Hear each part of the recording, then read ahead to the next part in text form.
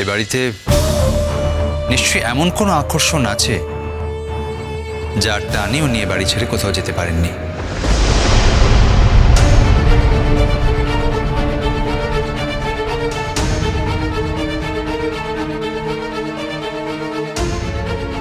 তাই আমায় এই মিষ্টি মিষ্টি কথাগুলো শুনিয়ে খুশি করার চেষ্টা করে লাভ নেই বড় মামি।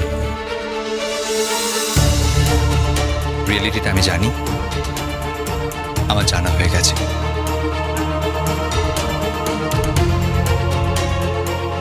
ওসব কথা এখন ছাড়ো তো। তাহলে বিয়েটা করতে গেলে কেন?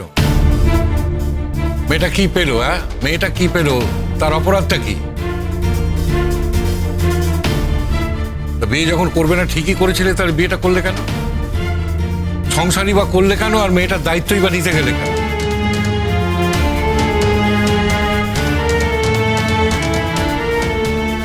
হ্যাঁ ঠিকই তো। আর বাদশা, তোকে একটা কথা বলি, তুই তোর মতো করে জীবনে শান্তি খুঁজে পেয়েছিস বা জীবনে ভালো থাকার মন্ত্র খুঁজে পেয়েছিস, ঠিক আছে, কিন্তু তুই যে মেয়েটাকে অগ্নিসাক্ষী করে বিয়ে করলি তার প্রতি তোর কোনো কর্তব্য নেই। হ্যাঁ, তার ভালো থাকা না থাকায় তোর কিচ্ছু এসে যায় না কি রে?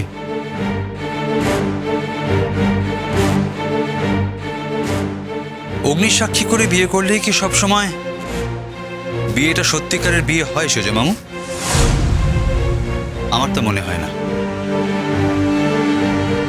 হলে কি দায়িত্ব নেওয়ার সঙ্গে সঙ্গে ফুলসজ্জার রাতে আমি বাড়ি ছেড়ে চলে যেতাম? বোধ হয় না।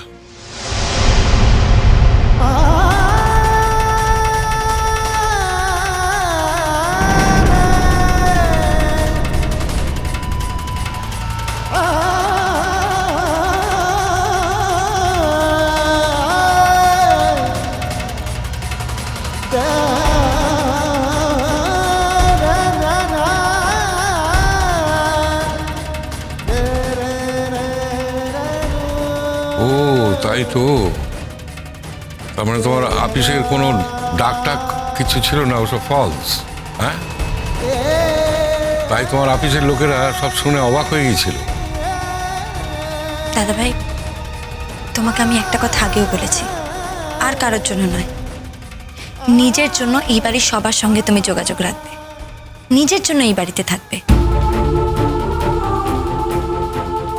যে কাজটা করতে তোমার ভালো লাগে, যে কাজটা করতে তুমি শান্তি পাও, সে কাজটা তুমি নিশ্চয়ই করবে, কেউ বাধা দেবে না। কিন্তু একটা কথা বলো তো, সবাই তো কাজ করে, কিন্তু যারা কাজ করে তারা কি কেউ বাড়ির থেকে যোগাযোগ বিচ্ছিন্ন করে রেখে দেয়? আমার সাথে অন্যদের তুলনা করো না ইমন। যে কথাগুলো আমি একবার ভুলে গিয়েছি আর সেগুলো মনে রাখতে চাই না। এবার আমার বাড়িতে ফিরে আসার সব থেকে বড় কারণ রূপকথা।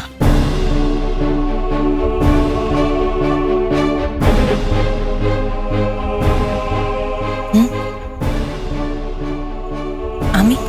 হ্যাঁ, আপনি। আপনাকে যে এখনো আমি বন্ধনে জড়িয়ে রেখেছি, মুক্তিটা দিয়ে যেতে পারিনি। এবার তাই মুক্তি দিতে এসেছি।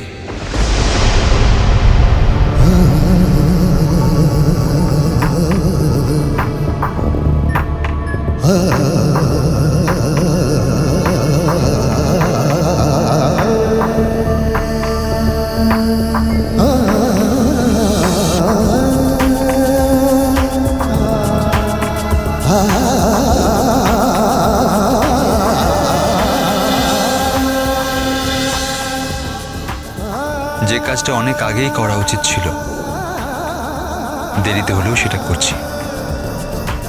কথায় বলে না, বেটার লেট দ্যান নেভার। তবে অনেক আগেই যে কাজটা করতে পারিনি তার জন্য সরি চাইছি। আমাকে আপনি মার্জনা করবেন রূপকথা, রূপকথা।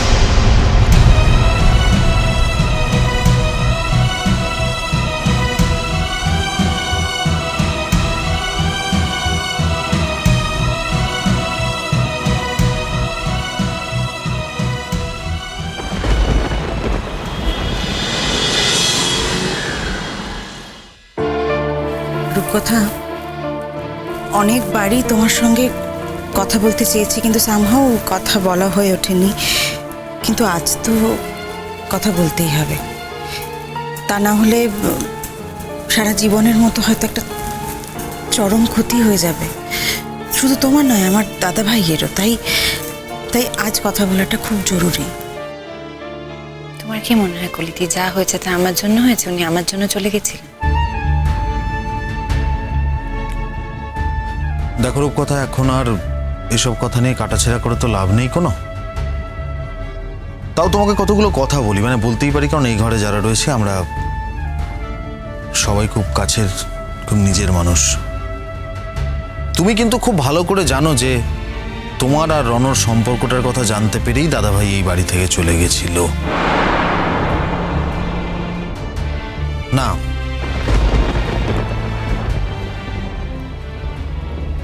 এবং সম্পর্কটা যে সত্যি সেটার সাক্ষী তো আমি নিজে। হ্যাঁ, তারপরে কোনো কারণে তোমাদের সম্পর্ক টেকেনি বা যাই হোক, কি মিসআন্ডারস্ট্যান্ডিং হয়েছিল আমার জানার, তুমি সম্পর্কটা ঝেড়ে ফেলে দিতে চেয়েছিলে। সেই জায়গা থেকেই তুমি কিন্তু আরেকটা অন্য জায়গায় বিয়েতে রাজি হয়েছিলে এবং বিয়েটা করেছো, তাই না?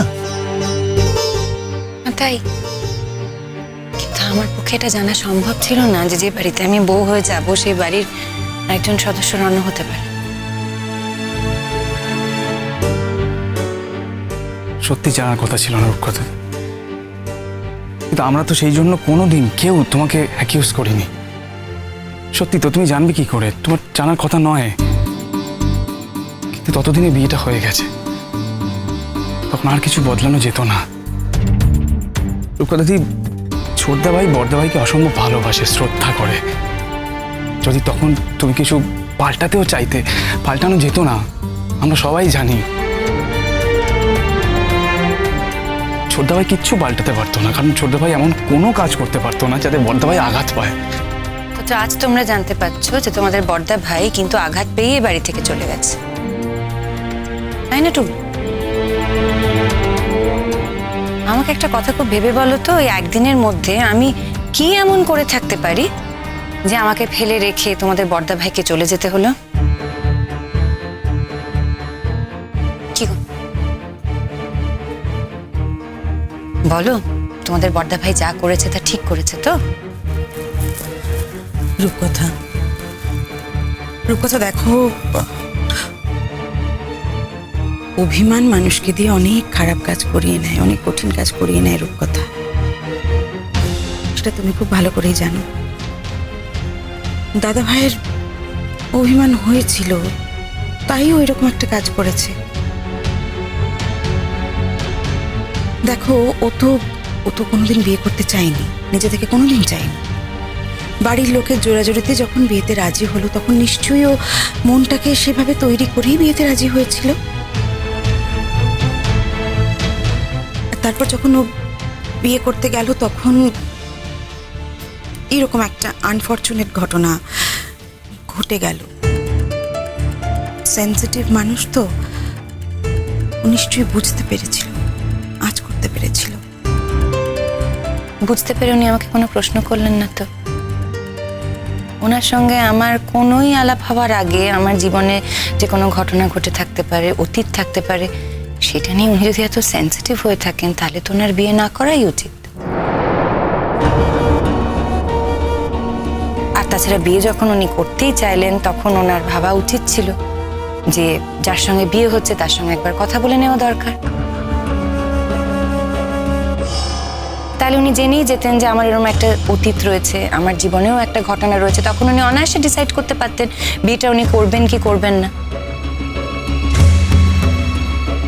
কিন্তু এই সমস্ত কিছুই না করে উনি যেটা করলেন, সেটা কি ঠিক? তাহলে তুমি এখন কি করবে ঠিক করলে রূপকথা? কুসুম দোলা কুসুম